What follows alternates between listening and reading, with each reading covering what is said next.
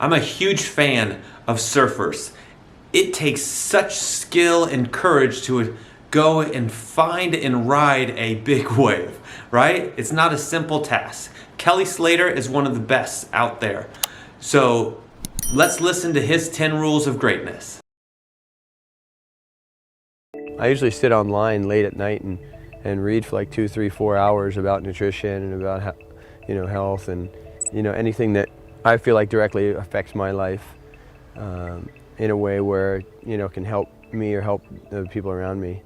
So I do a lot of reading, and I try to feel like I have this little bubble around me everywhere I go that kind of has all my things in it that make me feel like I'm at home when I'm not. I just want to have a big garden I can just go and literally like pick my dinner and lunch out of, and I don't know, that's my goal. I feel my body's not in the best shape it could be. I'm carrying some old injuries.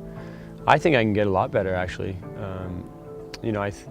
I watched Tom Carroll retire from the tour at like 29, 30 years old, and I was baffled because at 35 and even 40, I saw him surfing what I felt was better than when he was winning world titles in the 80s.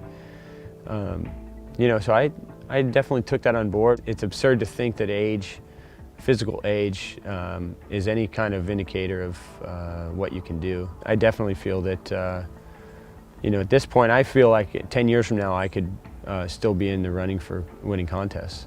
So, and maybe beyond that, it's really what you do with your mind and your body to keep you in the right space. Maybe it should piss off these guys who are 20 years old and I'm beating them, but at the same time, it should be exciting, and it should show that your career can last a lot longer than you maybe had thought when you started out.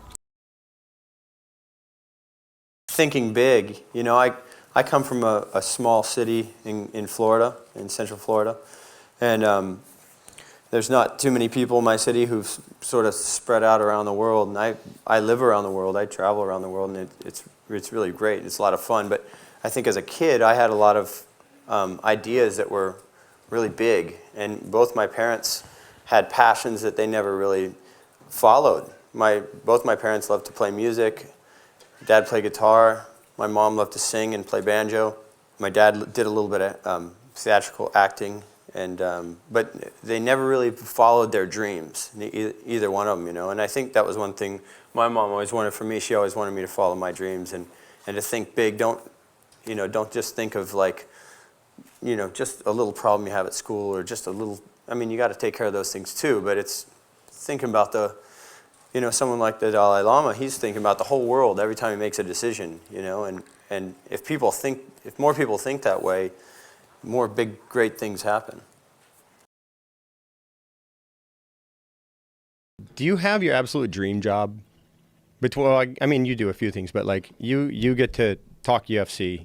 You're a black belt under Eddie, right? Yeah. And so, like, you've kind of found the perfect job for yourself. It's a great job. Because it's a lot of I can fun. tell when you talk about it, you just love it so much. Like, I love surfing. I live, eat, and breathe surf. Every day I wake up and the first thing I do is look at where's the waves in the world. Well, you have to be completely enmeshed in the passion you have for that thing. If you're going to be the best at something, you got to be more passionate than anyone else. You got to be obsessive about it. And if you're not going to be the best at it. So that's probably square one. Are you that in love with that thing that you're going to make it your life? And there's nothing better than making the thing you love the most be your job. And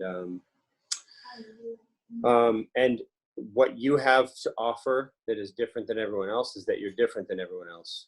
And so you have to do it your own way. You have to not, you can be inspired by other people, what they've done, but you can't try and emulate someone else to the nth degree. You have to if you're going to bring something new and inspiring and different, you got to do it in a way that no one else has, and that's doing it the way you know to do it, not someone else told you to do it. You know, my mom was such a strong influence in my life. She really raised the three of us boys mostly on her own. I remember at a young age her telling me how my grandfather drank a lot. And I didn't know what that meant. I was like, I drink. And she's like, no, like he drinks alcohol. I was like, oh, I didn't know that was even a thing as a kid, you know? But my mom just hammered at my head. She's like, look around you. She said, I'll be surprised if you ever see anyone who's successful who's an alcoholic or does drugs. It just doesn't lead anywhere good. Put your energy into what you love. I never even thought of smoking a joint or doing any kind of drugs growing up. It just wasn't anything, it wasn't in my wheelhouse. I wasn't around people who influenced me that way. I didn't like to hang out with people who did drugs.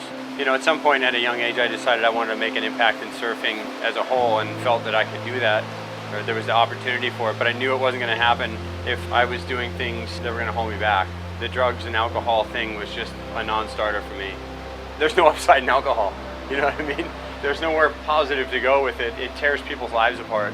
And day after day, year after year, it's probably harder to break the cycle of alcohol because it becomes such a part of your life. And it's so accepted by people, it's accepted by your friends, it's accepted by all the people around you. In fact, people walk up and hand you a drink even if you're an alcoholic. I mean, look, the equation's easy. If you somehow think drugs and alcohol are gonna help you get better at what you do, good luck.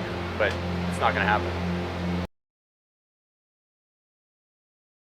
And I was inspired to go travel around the world. I wanted to be able to make money and travel around the world and surf all these great tropical places. And but at the end of it all, after going all these places for so many years and doing so many things, that, you know, the real inspiration comes from just the pleasure of doing things. Just from you know, it doesn't have to be the best or biggest or most exciting wave or journey or whatever. It's still, it really comes down to sharing with people, you know, having time with your friends and your family and the people you love.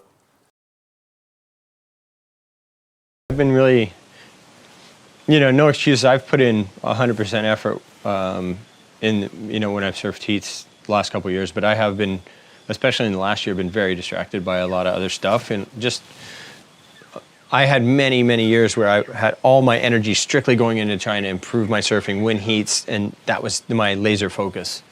And, you know, last couple of years been a little bit more business and side things, and also, you know, just a slight lack of the same amount of interest. You know, it's not as exciting after all these years and stuff, you know. I mean, I don't know what you felt at the end of your career, but, you know, at some point you start kind of going, well, okay, I've been here, I've done that, I've surfed against this guy. Right. You know, what's the new excitement in that? I didn't really realize it till later, but surfing was kind of like an escape for me. It was something I could do by myself the way I wanted to do it, and, you know, I just imagined, I'd watch waves and imagine how you could ride the wave, the line you could draw on the wave or whatever. And then, you know, I had heroes, and obviously people influenced me. You know, my dad drove me to all my surf contests. My mom, you know, she always kept me in my place, you know, always kept me grounded, and, you know, she always told me if I ever got a big head, she would beat my ass. She would smack me and do whatever. She would threaten me a little bit, but it was all for the right reasons, and sort of just, you know, kept me on a straight and narrow path, really. But, you know, we all have our heroes and people we look up to. In surfing, I had a lot of those people. Surfing's always been a young man's sport.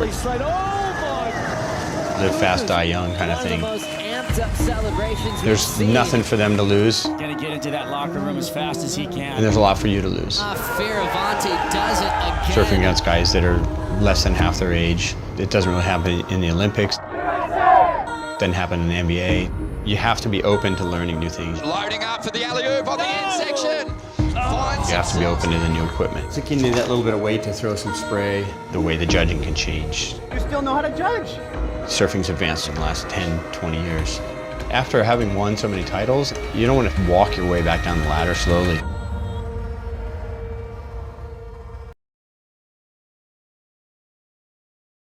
I'm gonna just know. It'll just be clear.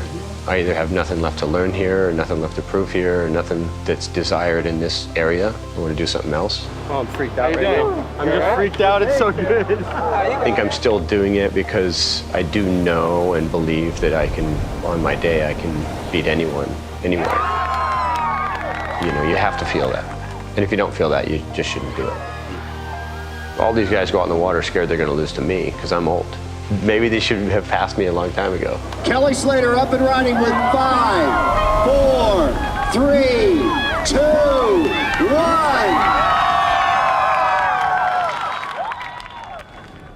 We can all learn from great individuals who have achieved great success. Hopefully, you will adopt some of Kelly Slater's 10 rules of greatness in your life to see how you can make a difference for others or even yourselves. It's time to be great.